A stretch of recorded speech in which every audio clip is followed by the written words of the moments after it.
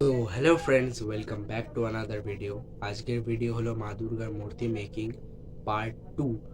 আর আজকের ভিডিওতে আমরা মা দুর্গার জুয়েলারি বানাবো, মানে মুকুট, হার, এগুলো। আর আগের পার্টে আমরা দেখেছি যে আমি মা দুর্গার স্ট্রাকচার কমপ্লিট করেছিলাম আর শাড়ি পরানো হয়ে গেছিলো। এর পরের পার্টে আমরা কালারিং দেখব। এই পার্টটা হলো জুয়েলারি। তো বেশি দেরি না করে ভিডিওটাকে প্রথমেই আমি এখানে একটা কাগজের শিট নিয়ে এর উপর গহনার স্ট্রাকচারটা যেমন হয় সেটা এঁকে নিচ্ছি, মানে গহনা যেমন দেখতে হয় ওটাকে এঁকে নিচ্ছি।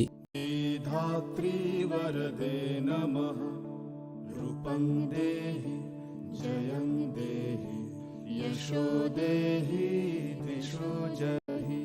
এরপরে আমি এটা আঁকা হয়ে গেলে সবকটাকে এঁকে নিয়ে এটা কেটে নিচ্ছি।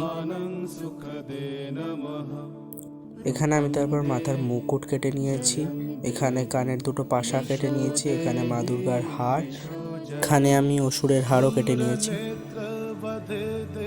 এখানে আমি হোয়াইট অ্যাক্রিলিক কালার ইউজ করে সব কটা গহনায় কালার করে দিচ্ছি, যাতে এটা একটু শক্তও হয়ে যাবে। আর এরপর আমি এর উপর কালারও বসাতে পারবো, মানে অন্য সোনালি কালার বসাতে পারবো।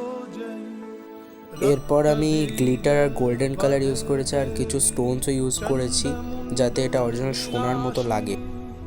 এরপর ফাইনাল রেজাল্ট কিছুটা এরকম। Comment for part 3।